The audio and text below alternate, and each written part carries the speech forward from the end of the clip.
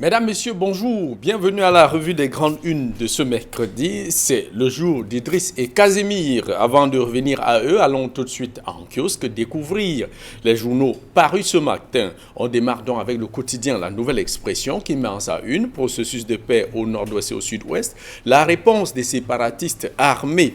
Quelques 5 personnes ont été kidnappées hier mardi 7 juillet 2020 à Mouyouka dans le sud-ouest au moment où la mission de reconstruction vient de boucler une tournée dans la région, au moment où les premiers contacts entre les sécessionnistes et le pouvoir donnent une lueur d'espoir, au moment où l'ONU recommande à tous les belligérants d'observer une accalmie par ces temps de coronavirus.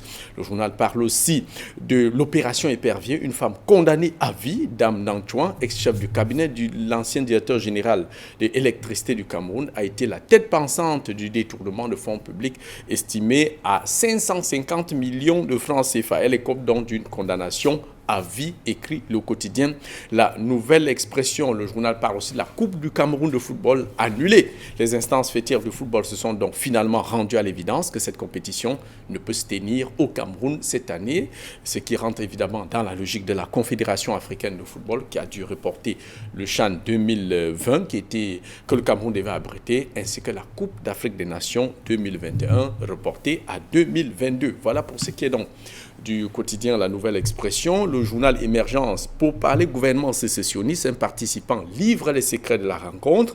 Comment se sont passées les manœuvres pour que les deux rencontres aient lieu?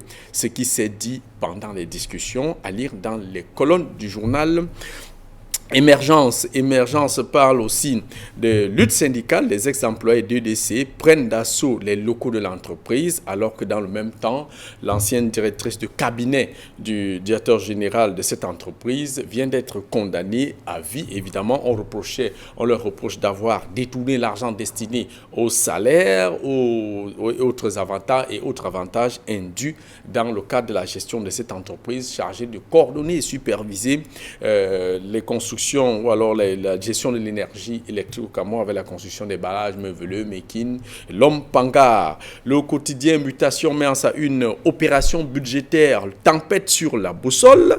Les députés émettent des réserves sur les projections du gouvernement dans un contexte plombé par les effets du coronavirus. Les précisions du ministre Léopold Motazé, c'est à lire dans les colonnes du quotidien Mutation.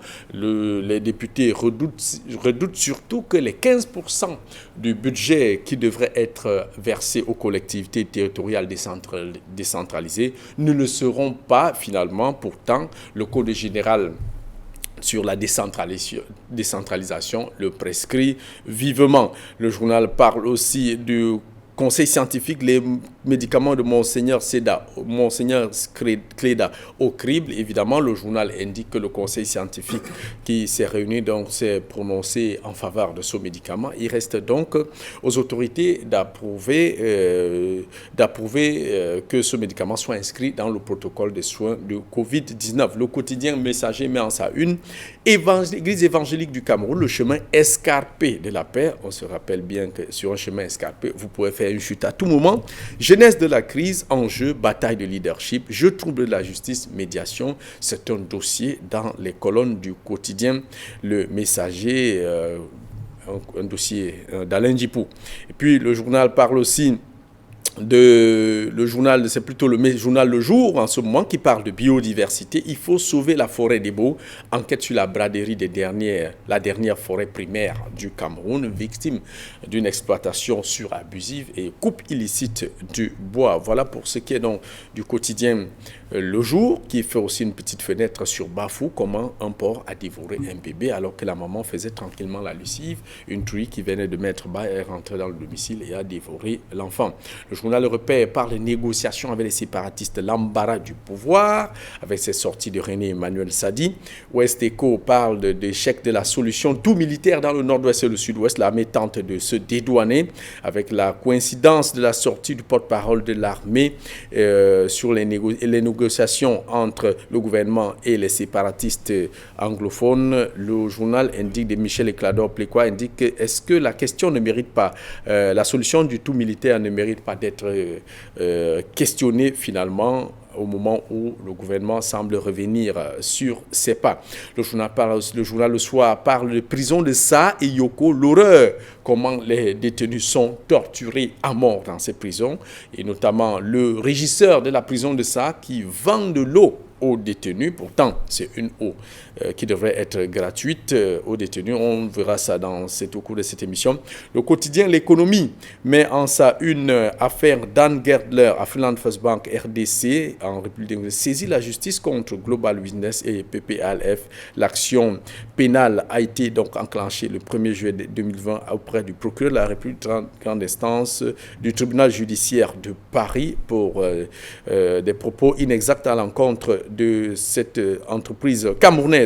Le journal parle aussi de Covid-19, l'Union européenne qui accorde un soutien direct de 6 milliards de francs CFA à la trésorerie de l'État camerounais.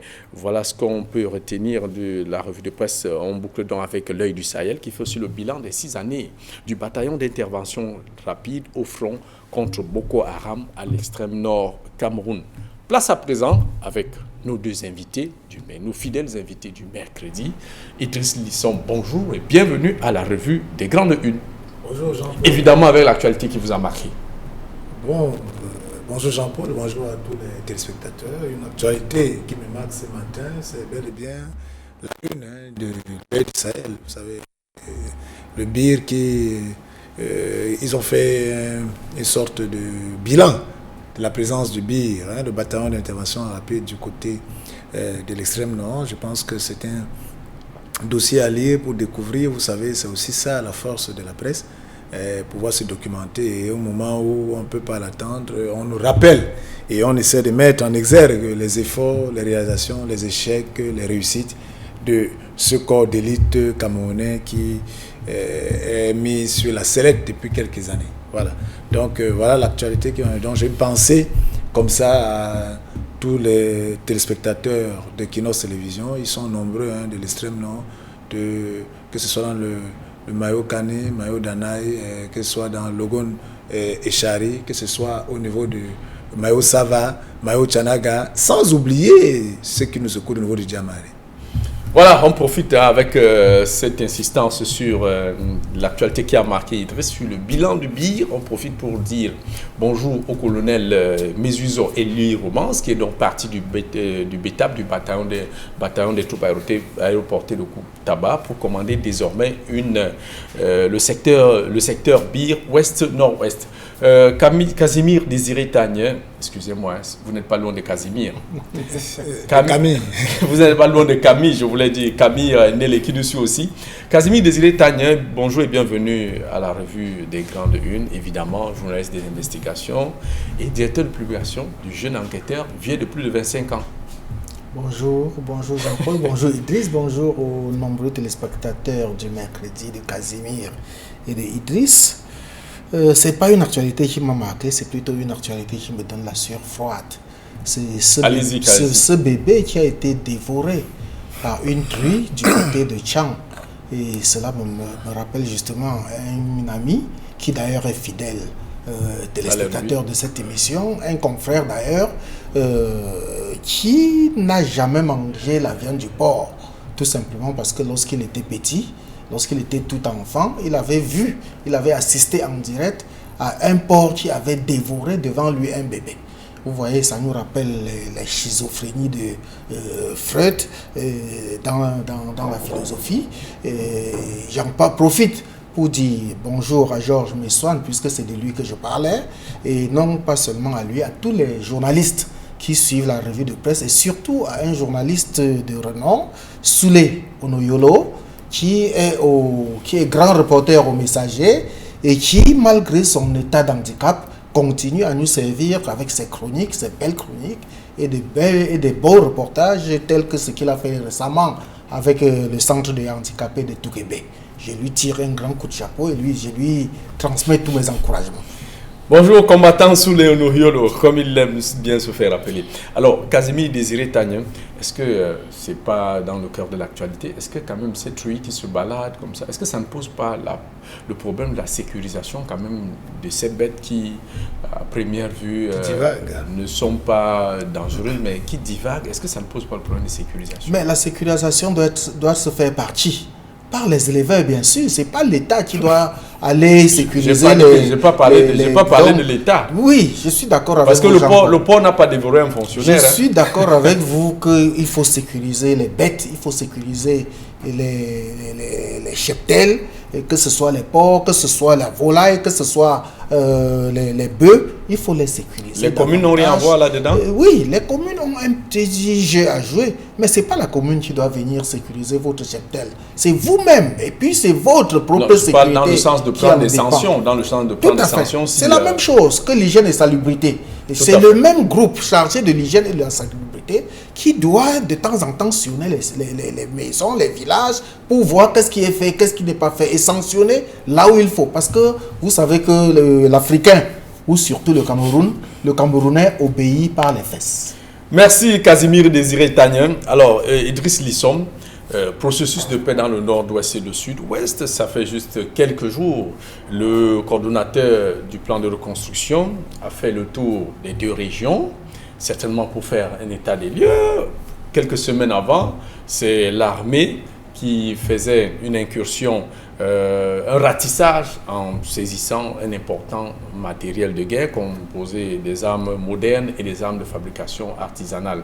Alors, on annonce le rapprochement entre les séparatistes et le gouvernement, mais sur le terrain, des bandes armées continuent de sévir avec l'enlèvement de ces 5 fonctionnaires. Est-ce que ce n'est pas un signe qui montre que on n'est pas véritablement sorti de l'auberge malgré toutes les solutions les éventualités de solutions qui sont en train d'être prises? Non, on n'est pas sorti de l'auberge. Jean-Paul, lorsqu'on lit cet article, la nouvelle expression de l'adjudant-chef David Nou ce matin, qui nous rappelle que ces fonctionnaires qui ont suivi l'appel, vous savez que dans la fonction publique, lorsque vous abandonnez votre poste, lorsqu'on vous fait un communiqué et qu'on le rend public, on dit que vous êtes appelé à rejoindre votre poste d'affectation, on vous donne un délai. Si ce délai est passé, on vous considérera comme démissionnaire. Donc il faut dire que selon l'article lu dans la nouvelle expression ce matin, on constate que ces fonctionnaires allaient en groupe.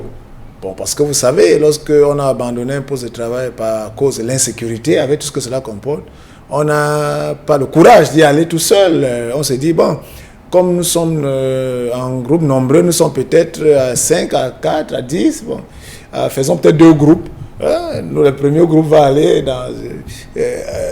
dans un cas, il se dirigeait pour aller reprendre service, pour me démontrer qu'ils n'avaient pas abandonné et que c'était la question d'insécurité. L'insécurité, tout à fait. Alors maintenant, en lisant cette article, on constate qu'ils ont été enlevés par un groupe de séparatistes qui, en analysant, on constate qu'ils ne veulent justement pas. Vous avez évoqué tout ce qui se passe ces derniers temps autour du NOZO avec le plan de reconstruction, avec le ratissage qui sont faits donc, pour pouvoir déblayer et tout ça. Et ils veulent signaler à travers cela que, attention, nous sommes toujours présents et nous ne sommes pas d'accord de cette année. On veut, puisque l'option de ces partis, c'est quoi? C'est créer du fait que le nord-ouest et le sud-ouest soient un no man's land. Invivable. C'est pour démontrer que c'est eux qui ont pignon sur rue, c'est eux qui règnent sur la cité. Et en face, le gouvernement ne le veut pas. Maintenant, on va seulement s'interroger comment ces amis, ces citoyens camerounais qui ont choisi cette voie du grand banditisme et du terrorisme, parce que ça, c'est la terreur. Lorsqu'on kidnappe déjà les gens, c'est de la terreur. Donc, qui ont choisi cela, comment ont-ils eu l'information que ces fonctionnaires-là arrivaient ce jour-là? Comment ont-ils su que c'était dans ces cas de transport qu'ils s'y trouvaient? Comment donc, en fait, ce type d'information pour savoir est-ce que finalement, il n'y a pas des informateurs tapis dans l'ombre qui renseignent par rapport à cela, puisque pendant que le gouvernement a mis son mécanisme, des informateurs insoupçonnables et insoupçonnés. Tout à fait. Donc en fait, c'est à lire cet article, quand on prend du recul, on essaie de réfléchir, on se dit attention. Et peut-être que cela aussi devrait donner, pousser ceux qui sont en train de rejoindre le poste de travail, de ce côté-là, de prendre des dispositions et que la stratégie gouvernementale aussi change, soit faite en tenant compte de cela. Parce que ce n'est pas parce qu'on signale qu'on a ratissé, ce n'est pas parce qu'on signale qu'il y a des pourparlers qui ont commencé ou pas, qu'il faille que les gens aillent dans la gorge de l'eau, comme on veut dire. Donc il faut prendre les précautions en y allant et en rassurant ceux qui vont y aller qu'il n'y aura plus ce type d'otages comme ces otages qui ont été pris. Casimir Désiré Tagne, ce que ces fonctionnaires doutaient le plus est finalement arrivé.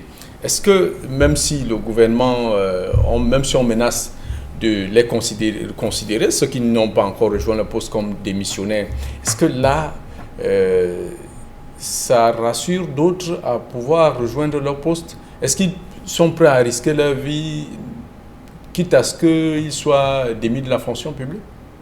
Vous savez qu'il est parfois dit qu'il vaut mieux être un lâche vivant qu'un héros mort. Personne ne peut affronter la mort en face. Et comment? Pour l'instant, ces 5 fonctionnaires sont seulement kidnappés, mais on ne connaît pas quelle peut être la suite. Souhaitons qu'on les retrouve vivants, parce que n'oubliez pas qu'il y a un sous-préfet qui avait été kidnappé un 11 février, jour de la fête nationale, et qui, presque 3 ou 4 ans après, n'a toujours jamais été retrouvé et qu'on a déclaré pratiquement mort. Donc, ce problème de kidnapping pose 2 problèmes. Ça pose d'abord le problème d'insécurité dans les régions anglophones, c'est-à-dire le nord-ouest et le sud-ouest. Mais surtout, ça pose le problème de reconstruction. Et ça remet le président chargé de cette reconstruction-là, qui a été nommé, le ministre Paul Tasson, face à ses responsabilités. Moi, je l'ai vu sur le terrain avec un arbre de paix, brandissant un arbre de paix de gauche et à droite. Mais je me demande bien si l'arbre de paix peut décourager les sécessionnistes. Et souvenez-vous, dès qu'il a été nommé, moi j'ai dit qu'on a mis la charrue avant les bœufs. Parce qu'on ne peut pas parler de reconstruction d'une zone qui est encore en guerre. Il y a d'ailleurs, c'est pas pour vous interrompre, il y a d'ailleurs le parlementaire RDPC, le sénateur Mbelamoki Charles, qui a indiqué clairement que ça ne servait à rien de le faire. Et d'anciens députés également, d'anciens députés SDF de cette partie du pays. Et ça rappelle ce que j'avais dit, rappelez-vous, l'histoire de la pierre de Sisyphe, que j'avais décrit savamment ici un jour. Donc nous sommes en plein dans un travail de Sisyphe. Dans un travail de Sisyphe. Ça ne sert à rien de reconstruire si on ne sait pas si ça va résister aux terroristes. On peut reconstruire aujourd'hui et les terroristes viennent casser le lendemain. À quoi ça aurait servi? Donc il y a un impératif de paix, de mise des populations, de sécurisation des populations avant d'envisager la reconstruction. Et j'ai peur que ce kidnapping ne décourage davantage tous les autres fonctionnaires qui pouvaient déjà avoir envie de reprendre leur poste. Donc il y a quelque chose à faire et il faut d'abord le faire avant de mettre la charrue, au lieu de mettre la charrue avant les bœufs. Idriss, il y a on en profite pour en parler, il y a ce rapprochement qui a été annoncé entre le gouvernement et les séparatistes. Est-ce que peut-on attendre de ça? Non, bon, mais la paix, c'est ce que tout le monde chante, Jean-Paul. Tout le monde clame partout. Et vous vous souvenez bien que depuis 2016, que la crise a été enclenchée, c'était d'abord des grèves. Des villes montent des grèves. C'était d'abord des grèves corporatistes. Si on avait enclenché le dialogue, un vrai dialogue à ce moment-là, serait-on arrivé au Villemode et puis après à la... Mais Idriss, pas pour vous interrompre, est-ce que cette une du journal L'Œil du Sahel, les échos de Ouest Echo, qui indique que la question, ou alors la solution tout militaire qu'avait envisagé le gouvernement, est-ce que l'heure n'est pas venue de questionner cette façon de faire? Mais Jean-Paul, il faut dire qu'à chaque environnement, une démarche, à chaque étape d'une crise, une approche. Parce que c'est de ça qu'il est la question. Vous êtes d'accord avec moi que lorsque les terroristes ont pris le taureau par les cornes, ils posaient des exactions énormes. Vous, à la place du gouvernement, de manière à frapper les esprits. Voilà, de manière à frapper, vous deviez faire comment? Vous deviez croiser les bras, aller dire qu'il faut... Non.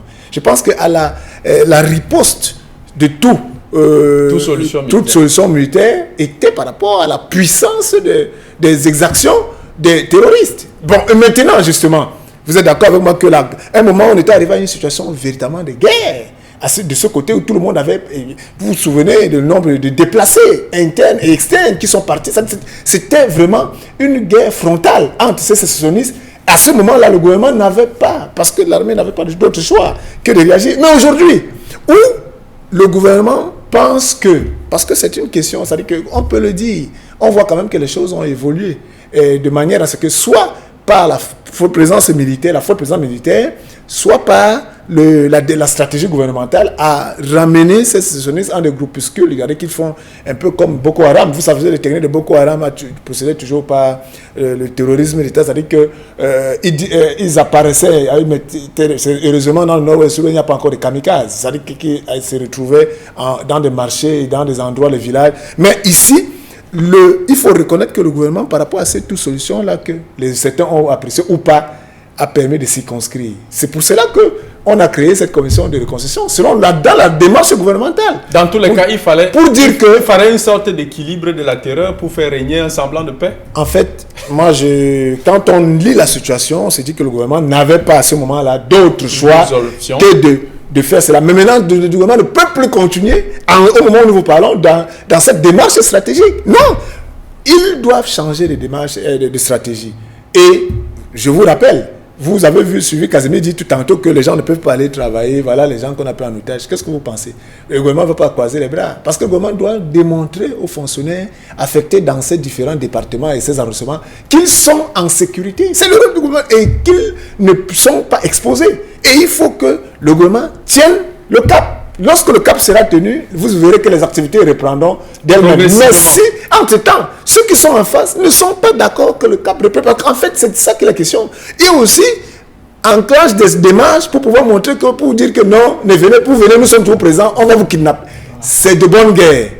Il faut maintenant voir quelle est la stratégie de qui va gagner. Mais nous, la population, nous sommes là pour la paix. Et si ils ont enclenché le dialogue qui a toujours été tout le monde a toujours souhaité le dialogue. Et un dialogue pas vrai et un dialogue qui met tout le monde sur la table. Et non un groupe. C'est-à-dire que souvent, on avait pris les mauvais interlocuteurs. On ne parle les vrais interlocuteurs. Donc, si aujourd'hui les vrais interlocuteurs sont approchés, mais il faut plutôt applaudir le gouvernement. Parce qu'il y a plein de gens qui disaient non, maintenant le gouvernement, s'il le fait, qu'il le fasse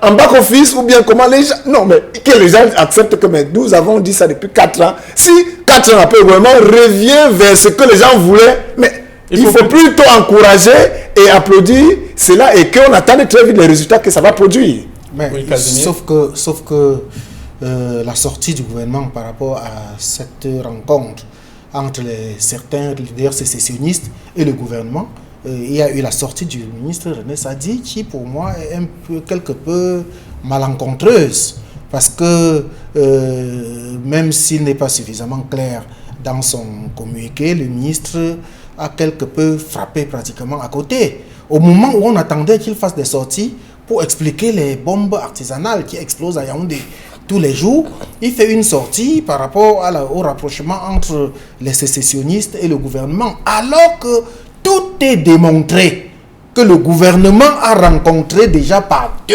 reprises un groupe de sécessionnistes sous la conduite de Ayoub Tabé, qui a été extirpé de la prison.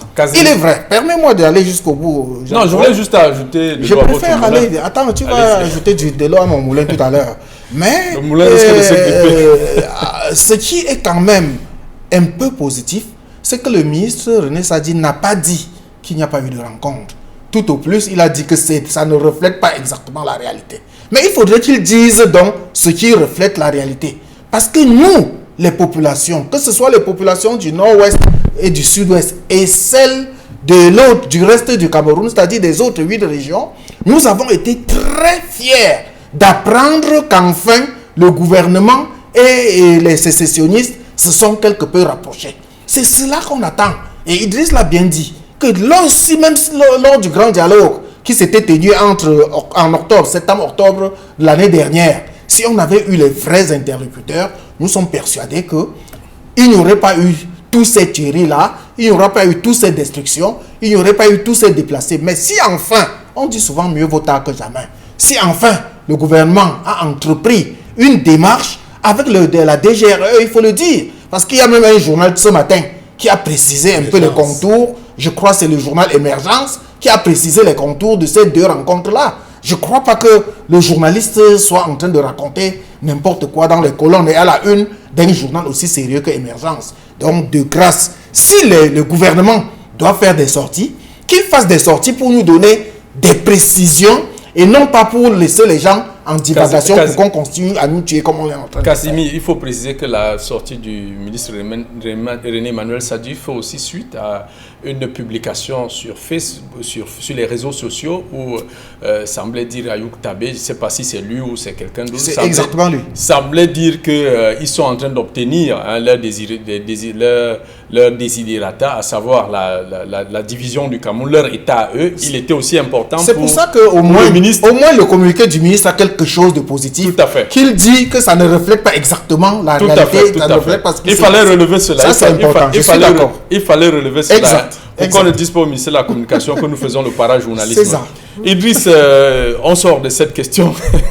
On sort de cette question pour évoquer à présent cette une du quotidien Mutation qui parle du document d'orientation budgétaire Tempête sur la boussole.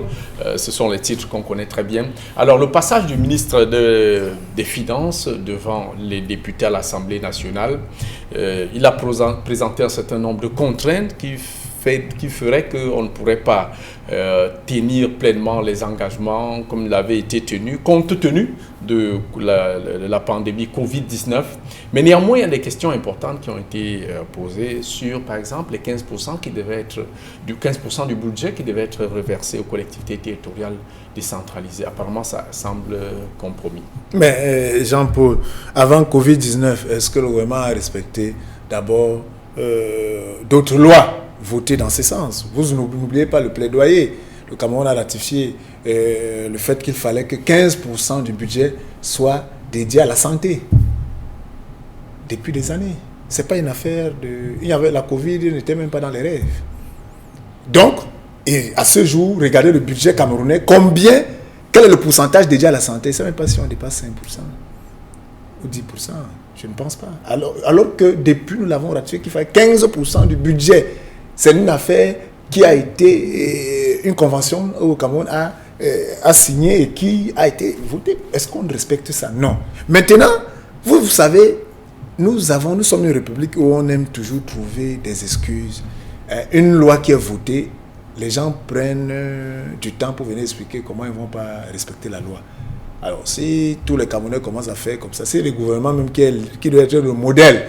Ceux-là même qui devraient nous démontrer, nous être des exemples, nous montrer comment respecter la loi. Eux-mêmes disent vraiment, cette loi-là, 15% qu'on doit reverser aux collectivités décentralisées, on ne pourra pas vraiment, même ce qu'on a même prévu cette année, on ne pense pas qu'on va le faire. Si les Camerounais ont dit la loi, dit tu ne tueras point, ou bien tu ne violeras pas le feu, tout le monde va dire que bon, je vais violer le feu, la contrainte, c'est que je fais ceci.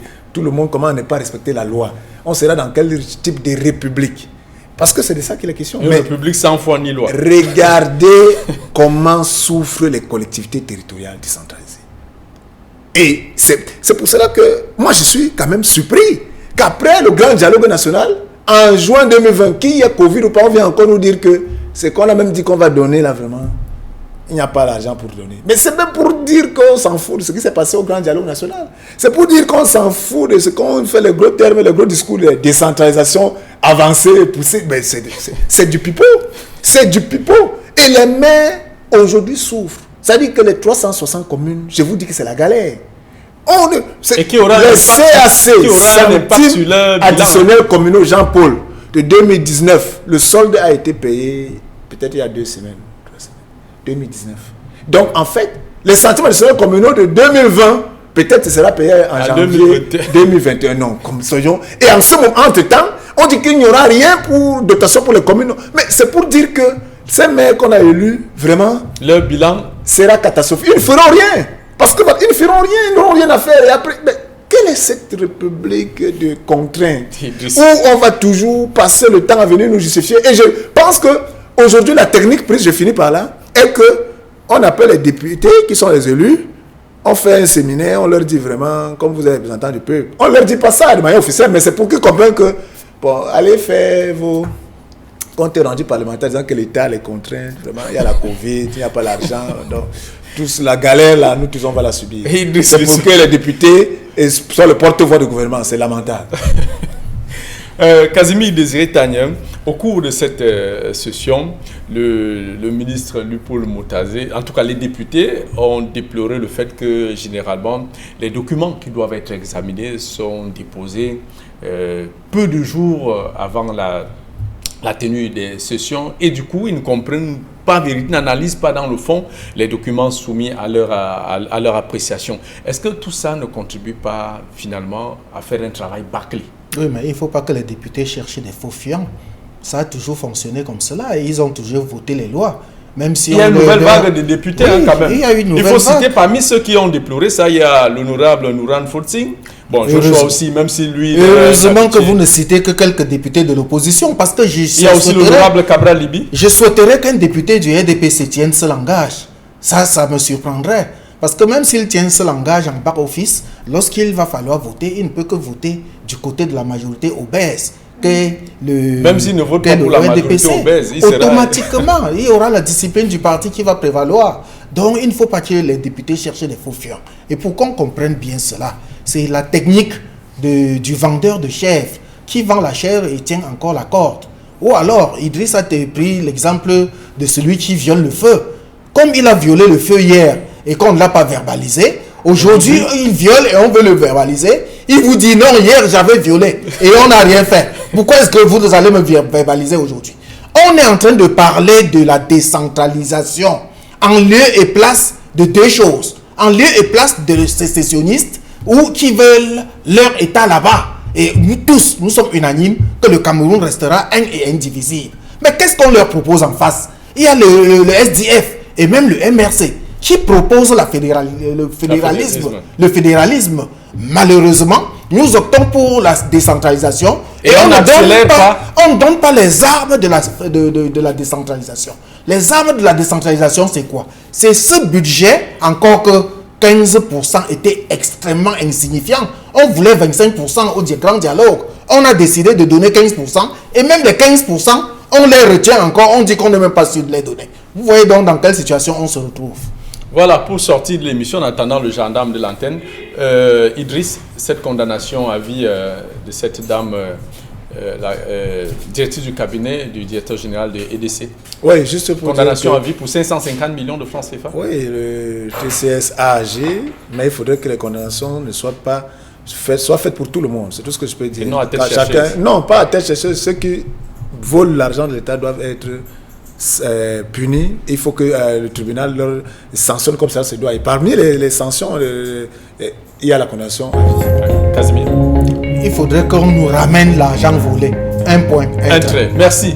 Mesdames, Messieurs, c'était tout pour cette édition de la revue des Grandes Unes. Le gendarme de l'antenne est déjà là. Monsieur Carlos Minoué, il vous dit d'ailleurs bonjour. Restez scotchés sur les programmes d'Equinox Télévision avec 10-12 de Zénith dans quelques instants.